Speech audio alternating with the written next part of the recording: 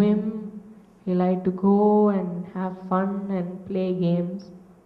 The only thing that was different between him and other boys, so he was quite big and strong and nobody could beat him up or anything when he was awake.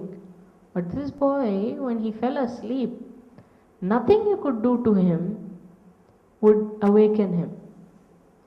So these boys decided that, hey, this is the time to beat him up.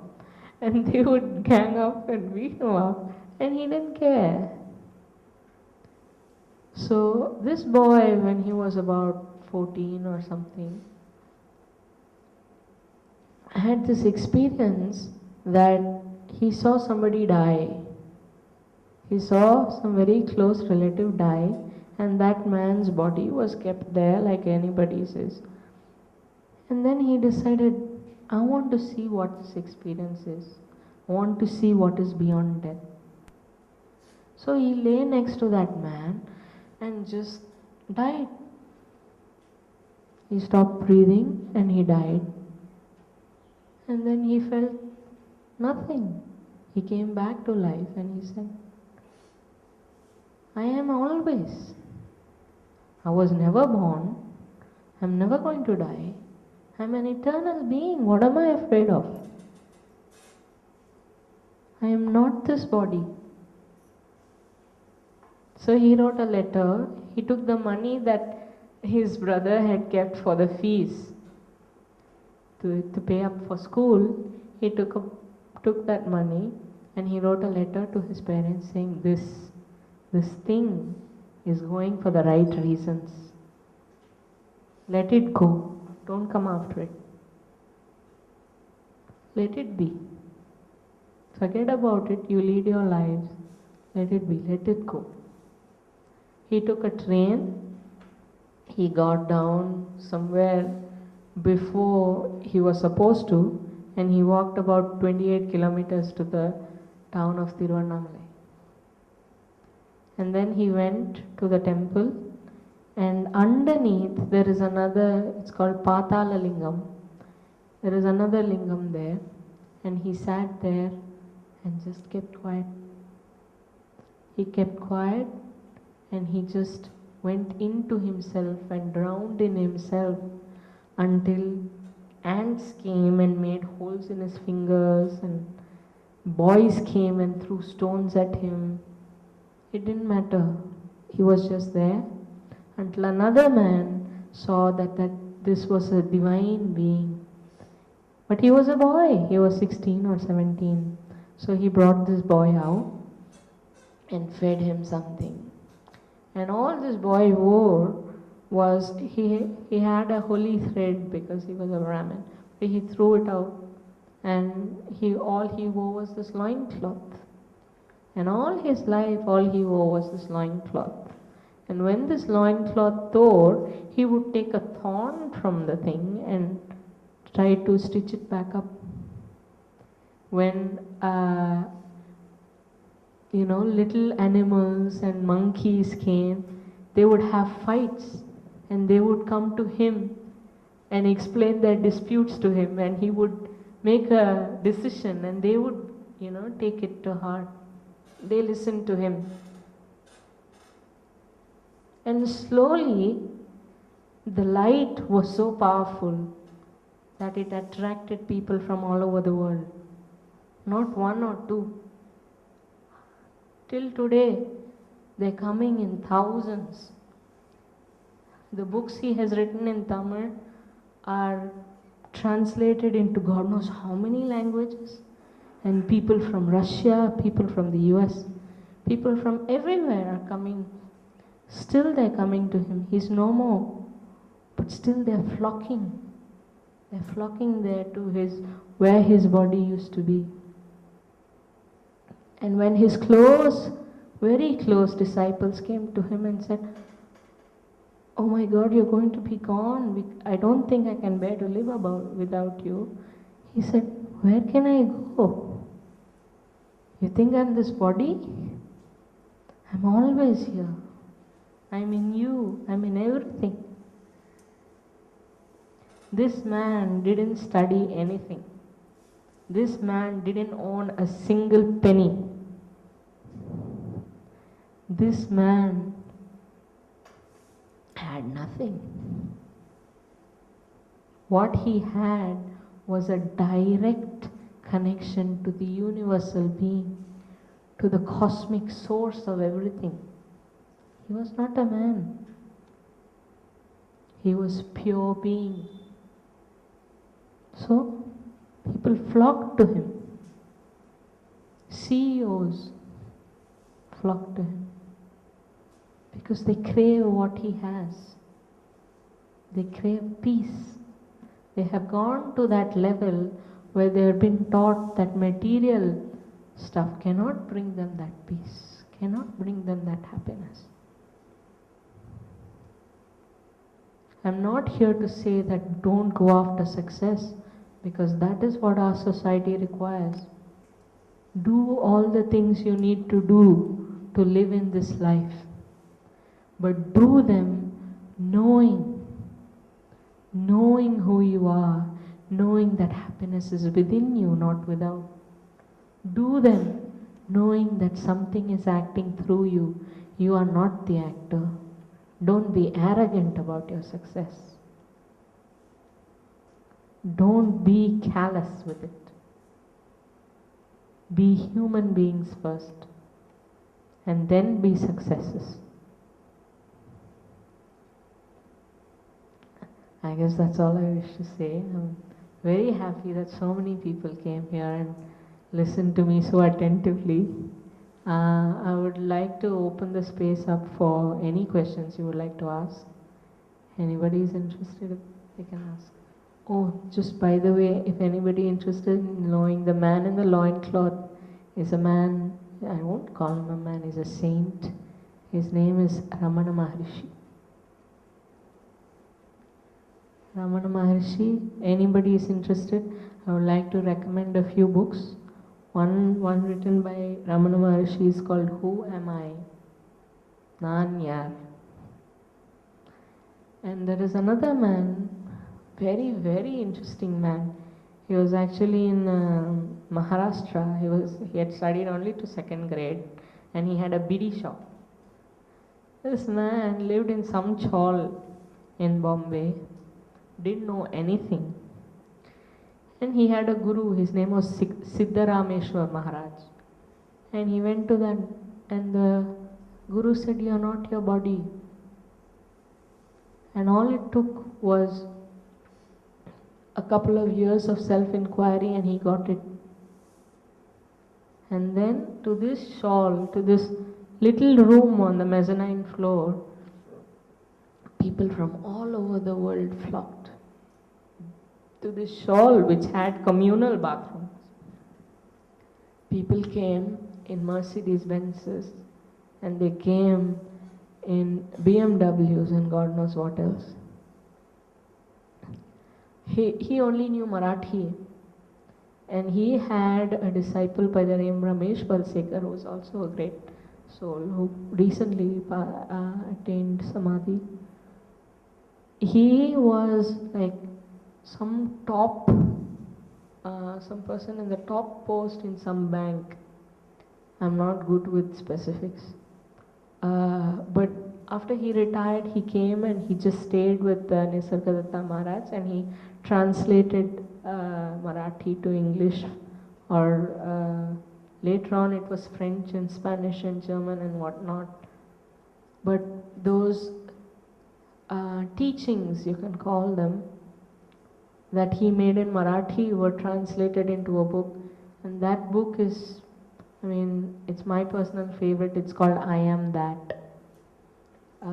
If anybody is ever interested in going on that path, please try to get those books, and just one page a day, just for a change. Try. Okay. Questions, anybody? Okay. This is actually a very good question. I don't believe in the human construct of God. I don't believe in religion, because religion is nothing but an institutionalized way of controlling people. controlling minds. It has its own place, but whichever religion, all of them are built to influence and manipulate thought process. What I do believe is that there is a cosmic flow, there is a cosmic will that is acting, and it doesn't act in a linear fashion. It is not out to get you. It is not benevolent and it's not cruel. It is not man, it is not woman. It is something intangible. It is something you cannot see. It is something you cannot even fathom with the human intellect. It is not something you can say has these personality traits. You cannot say that it stands like this or sits like that or whatever.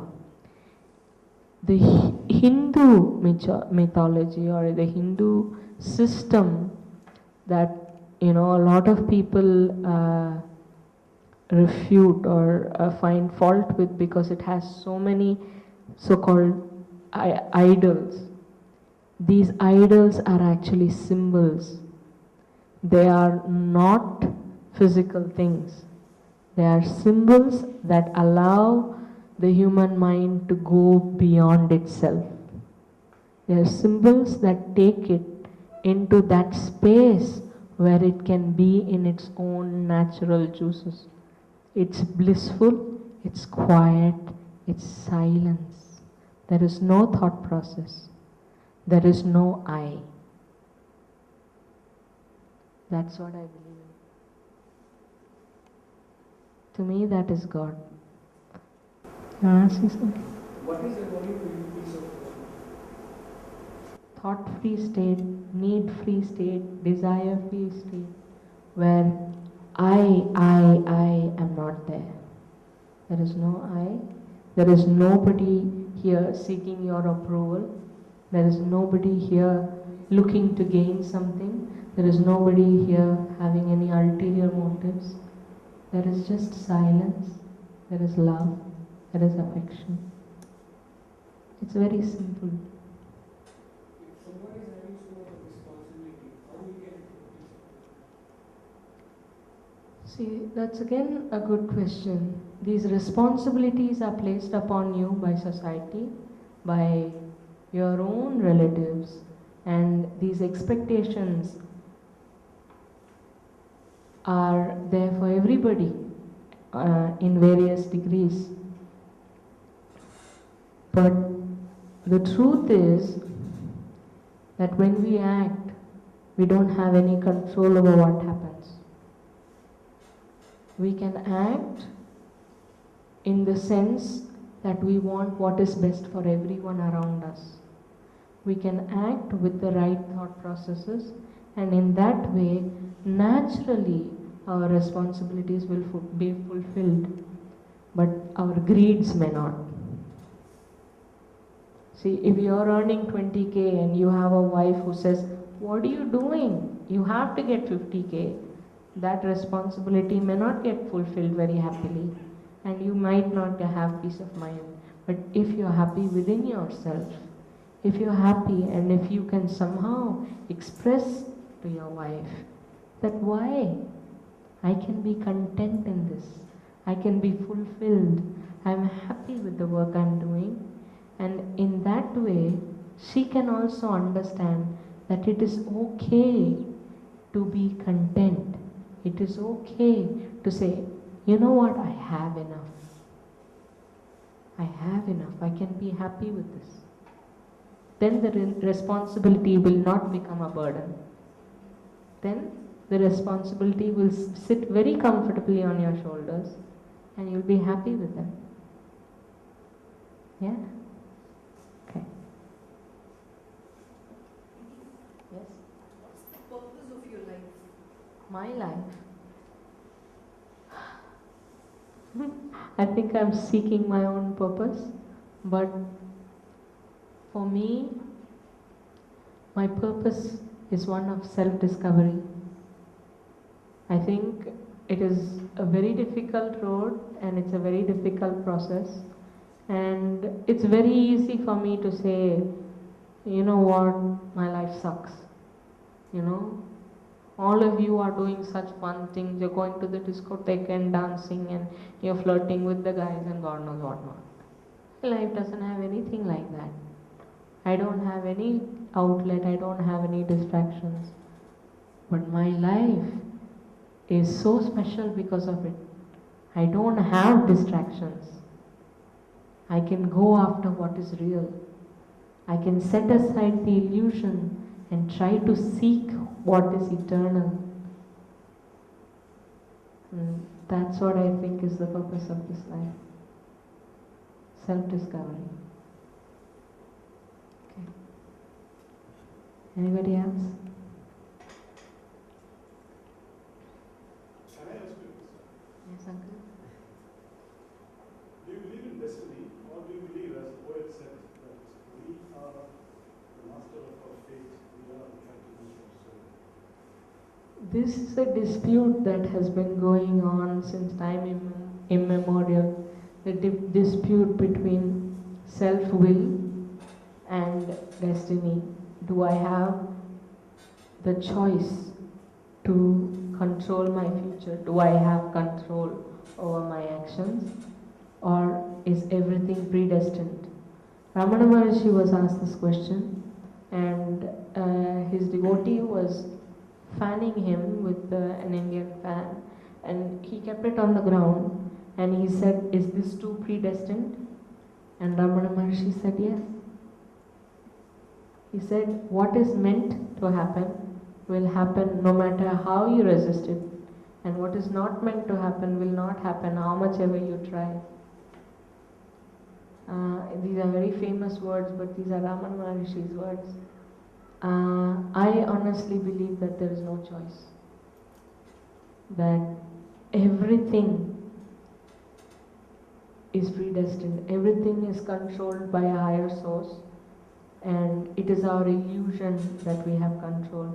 We have what is called apparent control, and we make what are called apparent decisions, and we have to do them.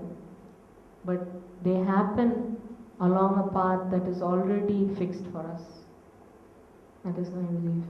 Because I see it. I want to move my thumb right now. I can't do it. I can't do it. It's got nothing to do with my will. I didn't choose this. Somehow it has happened. But I've taken this as God's will. And whatever God wills for me, I feel is the best that can happen to me in every moment. They say that the human mind is so made that we can either be in the past or we can be in the future. Right now I can be thinking, oh, what am I going to have for lunch?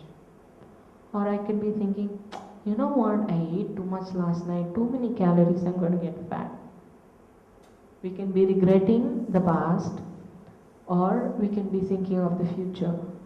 We cannot be in the present moment, but the present moment is all there is. Now, in this moment, I don't lack anything.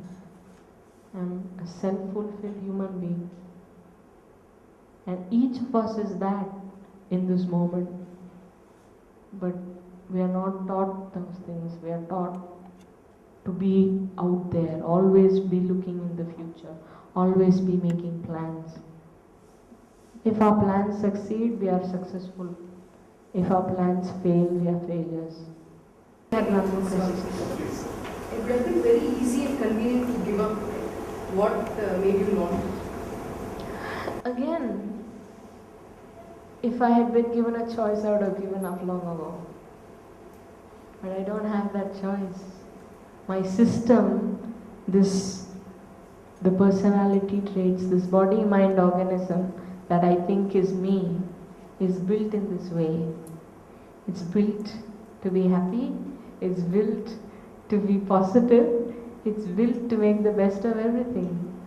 Somehow I just can't. I try to give up and I manage, for I am very depressed and very angry and very resentful at even God for a few hours.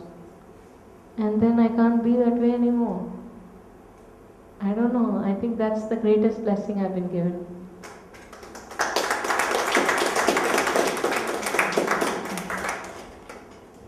Yeah. What's your suggestion or a message to the kind of people who at times or most times say, why me? I cannot change because of others. And